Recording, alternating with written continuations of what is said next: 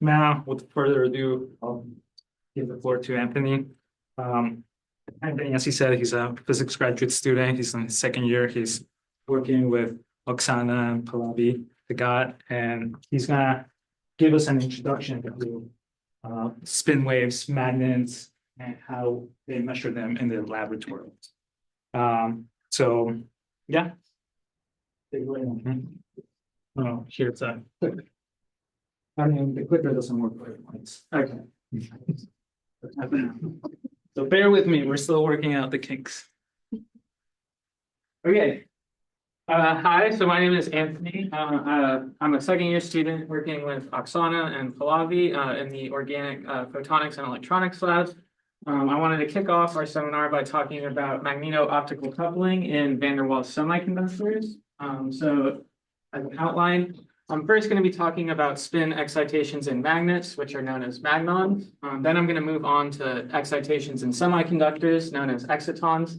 And then finally, I'm going to end the talk with talking about how magnons and excitons couple in chromium sulfur bromide, which is a benchmark material for this type of research. So to begin, we'll start with the Hamiltonian. This is the Heisenberg Hamiltonian. It represents the interaction between spins at neighboring lattice sites, as well as having a Zeeman energy term that we're going to be applying an external magnetic field. So here, J represents the strength of the interaction between the two neighboring spin sites, and we're going to sum over all possible neighbors that the spins have. But in order to progress any further, we'll have to expand out these dot products in terms of raising and lowering operators, as well as the SZ operator. And additionally, if we assume that our magnetic field is along the Z axis, we can write our Zeeman energy in terms of the SC operator. So this still looks rather complicated to work with, and it's setting us up to work in the SZ basis, clearly. But it's actually more advantageous for us if we transform bases and instead work in a number basis, like a quantum harmonic oscillator. So rather than looking at the spin at each site, we're going to look at how many spins are flipped relative to their ground state orientation, which allows us to transform the Hamiltonian like so, where we've made approximations about the spin raising and lowering operators and written them in terms of creation and annihilation operators for the quantum harmonic oscillator. So we still have this rather complicated looking Hamiltonian, but it is easier to work with since it's a number basis.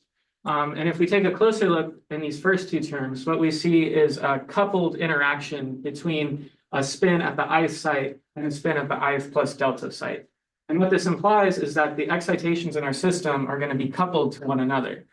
So taking what we know from solid state physics, we can define a wave vector K and Fourier transform our Hamiltonian. So now we have creation and annihilation operators in terms of this wave vector K.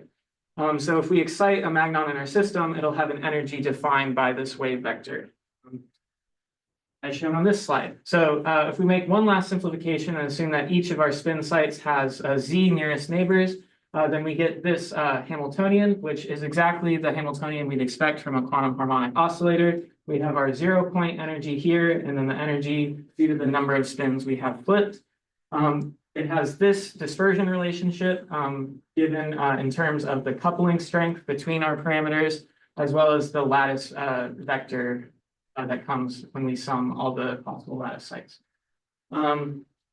So this was supposed to be an animation, but we saved it as a PDF. But essentially what it shows is if you perturb one spin here, because the spins are coupled to one another, this perturbation will propagate throughout the system. So if you imagine this is spinning, that causes the other spins to start precessing around a new angle.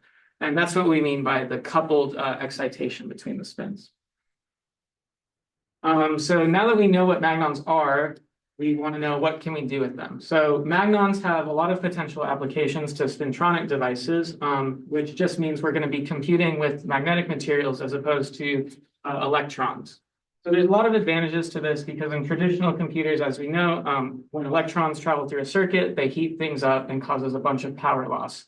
If instead we use the magnons for our way of transmitting information, then we get no resistive heating because there's no electrons interacting with one another.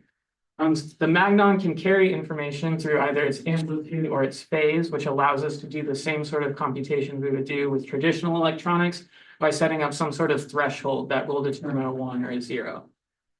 This also allows us to have very simple device architectures as well as nanoscale wave computing. So this diagram down here kind of displays what wave computing would look like. Using known inputs, we can look at the interference pattern to get information processing at the same time we're transmitting the information. And because we're looking at spins, it has the potential to be used in quantum computing devices as well. 2D magnetic materials, though, are an important medium for these magnons to propagate into because they have lots of nice properties. So one of the main things is that they have many tunable properties, which I'll talk about a bit more later. Also, when we're looking at 2D materials, they're very small and very thin, so we can easily put them in nanoscale devices. And there's also lots of rich fundamental physics that we could learn about these systems. But in order to do anything with computing, we need to have semiconductors. So we need to look at the excitations in semiconductors that might influence our system. So in case you haven't seen an energy band diagram before, this is a cartoon of what one might look like. In semiconductors, we have two main energy bands, the valence band and the conduction band. All of the electrons live in the valence band in the ground state. And in order to get an electron with energy in the conduction band, we have to excite it in some way. So the idea is if we send in a photon that has an energy greater than the difference between the bottom of the conduction band and the top of the valence band, then we'll give that electron enough energy to get promoted into the conduction band. What that does, though, is it leaves behind this positively charged hole in the valence band. And as we all know, a positive charge and a negative charge interact with one another via a Coulomb potential. So if there's not enough energy in the system for this electron to move away from this hole, then we actually get a coupled bound state known as an exciton, where the electron hole and the hole and the electron interact with one another. And we can model this with a Coulomb potential, just like we would with a hydrogen atom. This first term here just represents the center of mass motion of the exciton. So we can imagine that this is free to move throughout the lattice site. So it's defined by the free particle Hamiltonian. But because we have a positive charge and a negative charge coupled to one another, we get this hydrogenic part of the Hamiltonian. So the energy we get required to form an exciton is given by this equation down here. So Eg represents the band gap. That's the difference in the conduction band and the valence band. In order to get an electron promoted to the conduction band in the first place, we have to send in a photon with this energy. So this is our starting point. Then, depending on the center of mass motion, we get this term. And due to the rotational motion, we get this hydrogen-like term. And what's important to note here is that assuming that our K vector is sufficiently small, the exciton energy is going to be less than the band gap energy because we have this negative hydrogen term. Things get a bit more interesting, though, in 2 dimensions because instead of adding an additional term to our Hamiltonian, we now have to just consider the fact that it's confined to infinite potential well. So the Hamiltonian looks roughly the same, except all of our vectors are now 2-dimensional as opposed to 3-dimensional.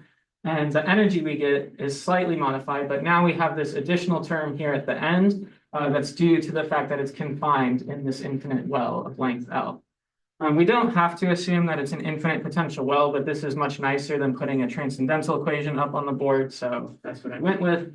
And just like with the 3-dimensional exciton, the 2-dimensional exciton is going to have a lower energy than the band gap, but its energy is going to be higher than the 3-dimensional exciton because of this infinite well term.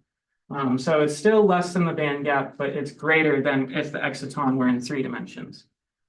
Which is why magnetic order influences the excitons present in our system. So if we imagine we have a 2-layer magnet, where on one layer the spins all align to the right, and then the other layer the spins all align all to the left, then what happens is our valence band and our conduction band are now spin polarized, meaning our excitons are going to be spin polarized. But because in these 2 layers the spins are in opposite orientations, it's actually spin forbidden for an exciton in this layer to delocalize across to the layer above it, meaning we get a 2-dimensional exciton when we have an antiferromagnetic ordering. However, if we're able to align the spins in our system by applying some external magnetic field or alternatively sending a magnon through the system, then we get delocalization across the layers, which allows us to have a 3-dimensional exciton. So essentially, the magnetic order in our system will influence the energy that we see the excitons at. And this leads me to the benchmark material CrSBr because it is a magnetic material with that same magnetic ordering as shown up here on this diagram. But the TLDR of CrSBr is that it's a highly anisotropic 2D slash van der Waals magnetic semiconductor. We know it's a semiconductor because it has a band gap of about 1.5 electron volts, and this has been found experimentally multiple times. It's a van der Waals material because it forms in these layers, and in each individual layer, we have a ferromagnetic ordering, but then between adjacent layers, we have antiferromagnetic coupling. CrSBr is also nice because its critical temperature for magnetic properties is rather high. It's about 130 to 150 Kelvin, but it depends on the number of layers we have present in our sample. So CrSBr is special for a lot of the reasons I just mentioned. Namely, it's a semiconductor that's magnetic, but it also has high air stability compared to other van der Waals materials, as well as having high magnetic critical temperatures compared to other materials. There's also lots of strong coupling between the electronic, optical, and magnetic modes mediated through quasi-particle interactions. I'm going to be talking about magnon-exciton interactions in just a second, but we also have phonons, polaritons, and even magnon-magnon interactions that can occur.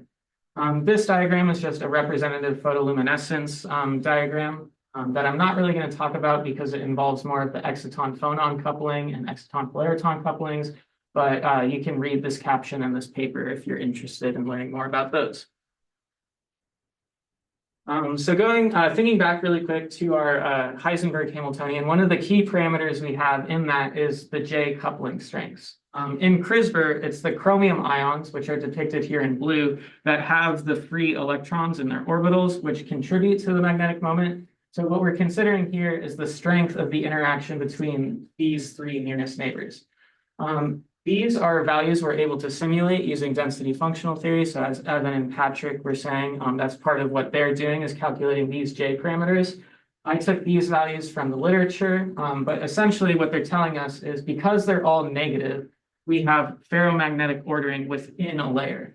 If we were to look at the inner layer exchange parameter for between layers, we get a positive value telling us that the net magnetic order is antiferromagnetic. Which is exactly what we see when we look at the bulk magnetic properties of the system. It's an A-type antiferromagnet when it's below this critical temperature. And because the chromium ions have 3 unpaired electrons, the magnetic moment per the formula unit is about 3 Bohr magnetons, if it makes sense. Now I want to talk a little bit about the excitonic properties. So CrSBr hosts delocalized excitons, meaning that the electron in the hole can be pretty spatially separated and still coupled to one another. But the exciton wave function is more delocalized along a specific crystallographic axis, the B axis. And the reason for that is because that's the direction the spins all align within a layer, or I think that's the reason why it delocalizes more. But essentially, we can see that in the photoluminescence spectra. So when we excite an electron and then it recombines with its hole, it'll emit a photon. And we can see at what energies those photons get emitted at to determine the exciton energy. What we notice is that it's strongly polarized. It's strongly polarized, where we get the most emission along the B axis because that's the way it's oriented, and we get the least emission along the A axis. And we also see thermal broadening. If we look at the 300 Kelvin energy, it's roughly about 1.25 eV, and the graph is more spread out. And if we look at 2 Kelvin, we get an exciton energy of about 1.35 electron volts. And this is typical of most photoluminescence spectra. So in CrSBr, because it has this magnetic ordering, just like the example I gave earlier, what we see are shifts in the exciton energy depending on the alignment of the spins. So on this graph over here, we have a magnetic field that's pointing along the B axis, so along the direction that the spins are normally oriented. Below the saturation magnetic field, the spins are still anti-aligned with one another, so we get a higher energy 2-dimensional exciton. Once we hit the saturation magnetic field, all the spins within a layer align, and we get this rapid drop in the energy, indicating that here we have a 3-dimensional exciton because now it's no longer spin forbidden from delocalizing. Things are slightly different when we apply a magnetic field perpendicular to the orientation of the spins, where we get this slow, gradual decrease in the energy, because as the spins sort of cant and start to align, there's slightly more deglobalization that can occur. We do see the same peaks in energy, though. So this energy here corresponds to the same energy that's right here, as well as after the saturation magnetic field, we get the same energy over here. So here we're getting a two-dimensional exciton. Here we're getting a three-dimensional exciton. And to do this, we applied an external magnetic field. But we know that magnons influence the orientation of the spins. So the question then becomes, are we able to use magnons to see the same sort of trend or not? So the first thing we want to do, since we're in optics lab, is excite the system optically. So we can excite both magnons and excitons at the same time, thankfully, through slightly different mechanisms. But the idea is we send in a pump laser pulse, and that excites our system. The magnons are created due to thermal precession of the magnetic moment around a new equilibrium angle because we're adding temperature to a localized spot. Excitons are formed because when we send in the pump pulse, those photons get absorbed. So at the same time, we're generating magnons and excitons using this pump pulse.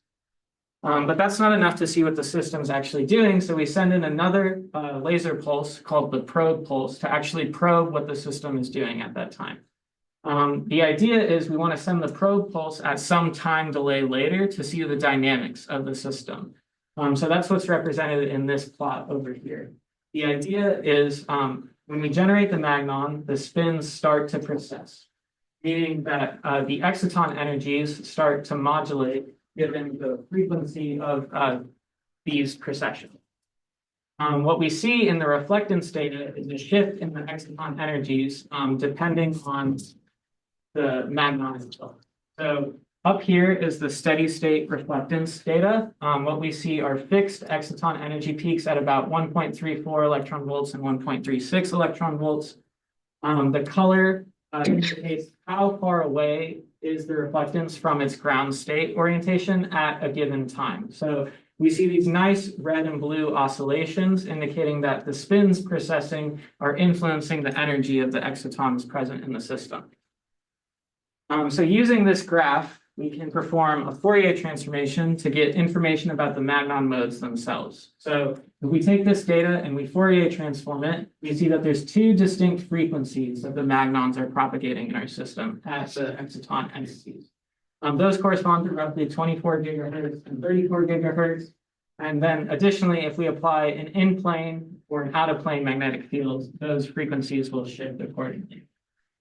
Additionally, we can learn information about how fast the magnons are traveling through our system and how coherent they are by, instead of just sending the probe pulse in at some time delay, if we spatially separate them. So imagine the pump pulse comes in here, and now we're probing our system over here to see how does the magnon propagate through the system.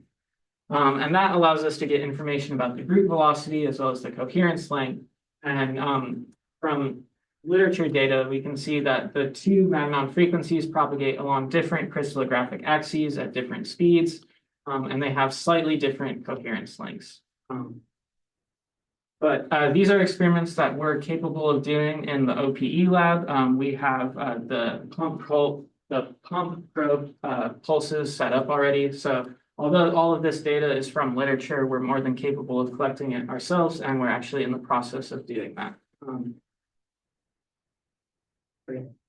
These are all of my references, and I would also like to acknowledge Piper Iceland, who's not here right now, for her contributions to this presentation.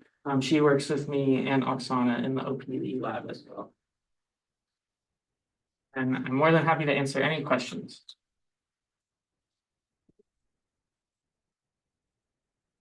Questions? I had a naive question. Yeah. So, are there actual spintronic devices that are in use, or?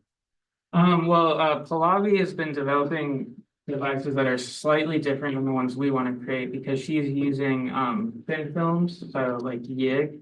But I believe that As far as I know, and Oksana can correct me if I'm wrong, the idea is that they're sending in magnons and using acoustic waves to probe the system and do the information processing. I didn't explain it very well, but there are some devices, but I don't know of any that are using CrSBr yet. They seem to mostly be like magnetic thin films. I guess it's like, how close are we to spintronic devices? Well, that's very big. Yeah, I don't know. We're trying. We initiated this conversation with Pallavi, and right now the goal is to understand how the dispersion relationship and propagation of optically generated magnons relate to the devices where they have different type of dispersion relation for magnons and different frequency. So these are sort of different regimes and different mechanisms of generation of the magnons. And so our goal is basically bridge that gap and see how our optical measurements could help design a better device. So we're working on this right now. Basically, Pallavi is looking at spintronic device papers, and we are looking at all these optical papers to see how this dispersion relationship can be bridged.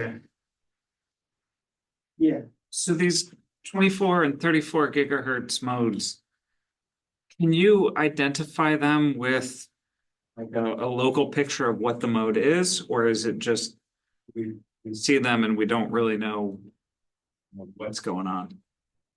I don't know how to answer. I don't know the answer to that question.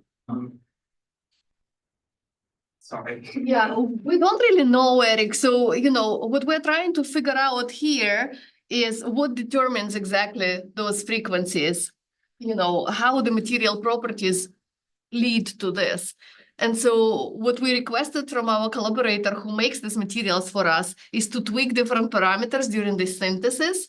So he's tweaking for us some interlayer distance and some defects so that we can see what happens to those frequencies and what exactly. I guess my question is that it seems interesting that you get two modes that are not so far apart in frequency, and whether you can identify, oh, this is the lowest energy mode, and then the first, the next higher state, and does this make sense or not?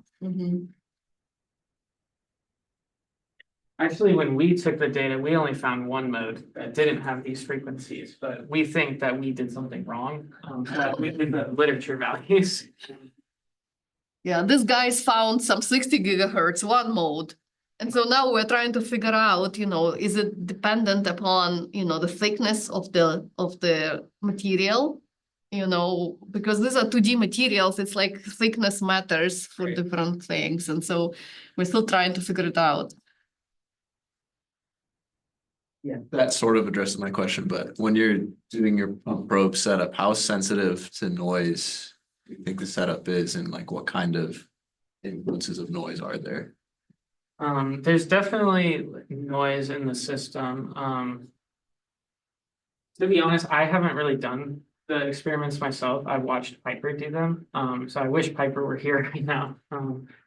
But there's definitely noise present in the system, but the thing that matters is how strong the signal we're getting off of our device or our sample is. So if the signal is strong enough, then the effects of noise is probably negligible. But Piper would have a better answer. And Piper is going to be here. She's teaching now, so she's going to be joining us later. I guess I have a naive question also. Why two modes? Is it because it's two layers? So actually this data was not recorded on a 2-layer sample. I should have specified that. So this data, I believe, was like 100 nanometers thick, which is, or even more than that. So that's like at least greater than 50 layers probably. But the literature that I've just recently been reading that Oksana found indicates that there is some thickness dependence on the magnon modes. So what would be nice is if we were able to do thickness dependent experiments to determine how these frequencies shift, which we're more than capable of doing. It's just getting the right number of layers is a bit tricky. It's because that's interesting. I think from that, we've Nick has been working on plotting this graphs for creating these computations, the ones that are the blue and red lines, the dips. And I feel like they do it with bilayer. The model they use is bilayer to get those two plots. Yeah. So it's interesting that the experiments are for really thick. Yeah, most experiments are for bulk materials, and I think it's just because like working with the super thin materials is like a lot harder to do. So if you're trying to like get a paper out really quick, they're probably not as worried about the thickness dependence. But that is something that we're actively trying to explore.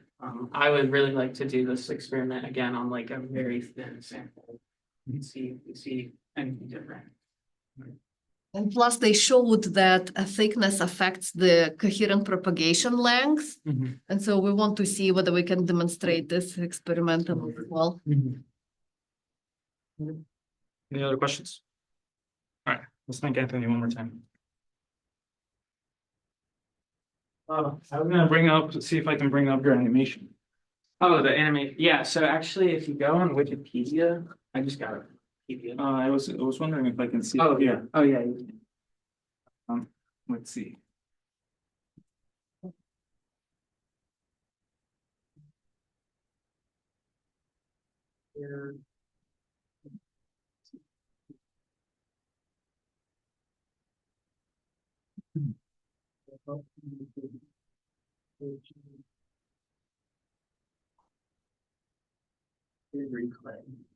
But yeah, the idea is if one gets perturbed, it spreads throughout the whole system.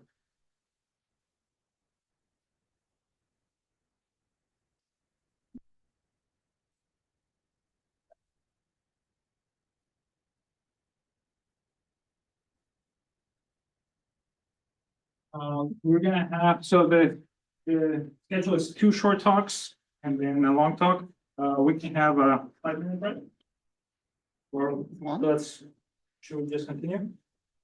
All right, and then we'll have a break after the short one.